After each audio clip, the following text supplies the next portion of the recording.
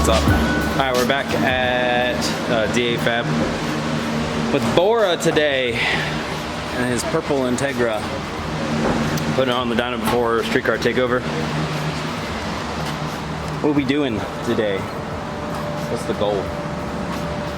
400. 400? Drinking? Drinking? Well, what did it make last time? You've won 2 years in a row, haven't you?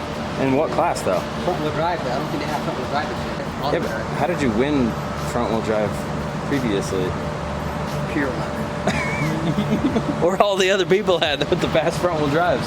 That's pretty crazy. Not there. Not saying this is slow or anything. I'm just saying it's very much just a regular old street car. It's a fast street car, but a street car. And front-wheel drive, there's a bunch of really fast front-wheel drives in the States. So I don't know. It's kind of crazy.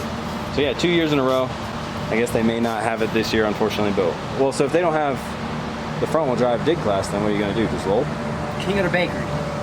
You're going straight to the king of the, they have other mile-an-hour ones below that, right? Just put it on kill. All right, so I guess. I don't get accused of sandbagging. Yeah, well, yeah. Still though, what's the king of the bakery is like no limits whatsoever, right? Just anything goes. Gonna be some fast cars there. Well, so what's changed then? Turbo? No. No? Turbo manifold. Turbo manifold has changed. Do you want me to start that over? All right, so what's changed? Turbo manifold. Just the manifold? Manifold down? Did you have to change downpipe or anything like that? No. Okay. So And a just bigger radiator. Bigger radiator. Was it getting warm before? No, but I like the how that shit. Oh, okay. I guess all we're tuning for is the exhaust manifold then. And fuel pump. Oh yeah. Well, was that what limited us last time? We ran out of fuel? Ran out of fuel. Okay, so we're gonna see what we can turn it up to. There was plenty left in the turbo, we think. 500? Like I think we only did like 25 pounds on the dyno last time, right? Oh, about 30? 30 got sketchy. Okay. Well, we'll see how much more the turbo will do, I guess. RC injector. What's in it now? ID 1050X. Okay. Oh, we got the fancy ones. You had some fucking fossils in there? Hell Some yeah. fossils. RC, that's probably what took out the RC. RC thousands are okay. It was living at like 110% duty cycle. Yeah. We got them big body 1600s. That's a different story. I don't want to see those fossils anymore. Oh. That's still in Chris's car. Really? Yeah. I mean, they're terrible to work with. All right, so we'll just get into it and I guess just make all the changes that are necessary for the fuel system changes. So injectors, similar size, but I mean, I don't even know if we had the offsets right on the original injectors. And then the fuel pump setup should have way more volume. The exhaust manifold, I don't know how much a difference it's going to make, but I guess we'll find out. So yeah, we'll just start digging into it, cleaning it up, and then go up and boost until he says stop or something else does.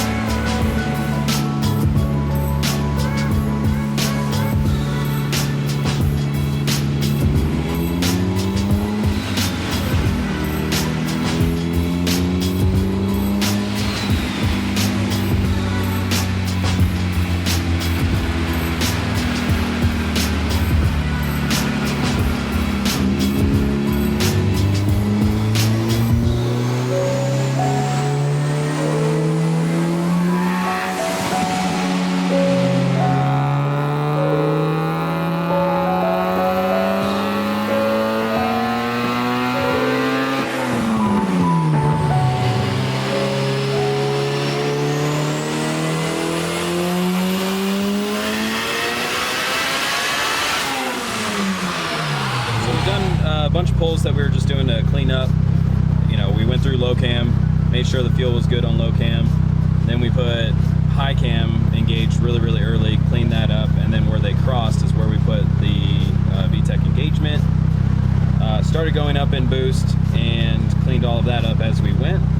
So air feels perfect. I think timing is pretty darn conservative right now. But at 61% duty cycle on the solenoid, we're having a really hard time keeping it at the same boost. We've done 3 pulls on 61%, and it's done anywhere from 16 pounds all the way up to 23. Same exact duty cycle. Temps and everything were relatively the same. Intake air temp, coolant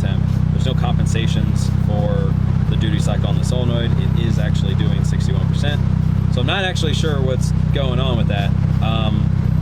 We're gonna try, before changing the frequency on the solenoid or changing out the solenoid, I don't know how old it is, I'm gonna try giving it a little bit more duty cycle just to see if maybe at 61% it's a strange duty cycle where that solenoid is, I guess, right in that transition point, because this is a 4-port solenoid, so as it's adding pressure to the top of the gate, it's also taking it away from the bottom of the gate.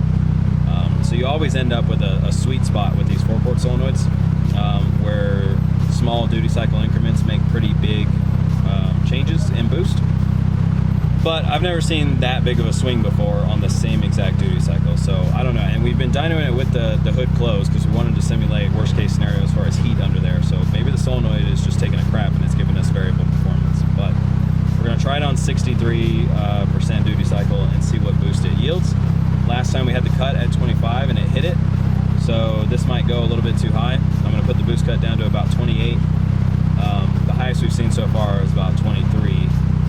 But we didn't go all the way through the pull. And the last pull that we did, in the middle of the gear, it went up to about 22, but then it fell all the way back down to just under 20. So you'll see if 63 at least gives us a consistent boost, but if it goes too high, then I don't know, we're gonna have to troubleshoot that. He may have to just get another solenoid and then play around with it. But as far as fueling and timing goes, I think we're good. I've got everything progressing through the table for the higher boost levels. The same as what our progression is, what we've gone through already. So I think he'll be good to turn it up.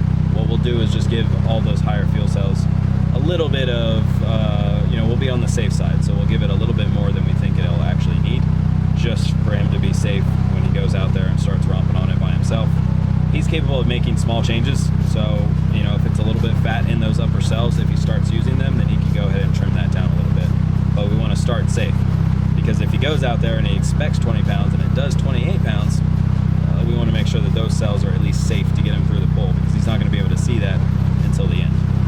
So, all right, we're going to give another pull right now at 63 and see what it does.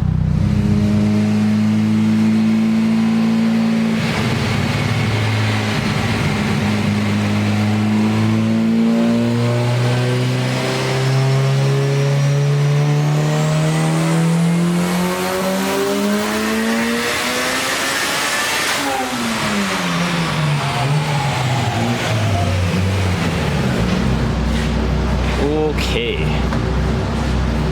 So we did one more pull and it didn't do what we were thinking it was going to do, which kind of sucks. I don't know. He's going to try to change that solenoid out and see if maybe that's where the inconsistency is. But yeah, I mean, as far as the actual tune itself goes, everything is ready to go. Timing's good. He's got about like a 2 to 3 degree cushion, and fuel is spot on. So yeah, he can turn it up a little bit and fuel will be fine. Everything is shaped up. So overall, it's ready to go. Wasn't exactly the power band that we're hoping for, but I think it's still usable.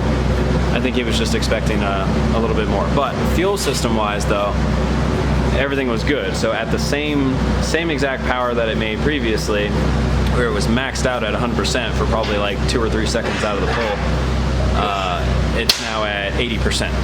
So the fuel system changes did work. He's got more fuel. He can turn it up if he needs to make a little bit more power, and he'll have the fuel to do so. So that's what we're gonna do. Didn't want to actually like rail on it on the dyno, so he's gonna just turn it up as necessary at the track this weekend. So yeah, overall went smooth. Car stays cool on the dyno, which is such a nice thing, and drove itself off. So all is well. Yeah, thanks for watching. Don't forget to like, comment, tell us what you thought, and share it out. We'll see you on the next one.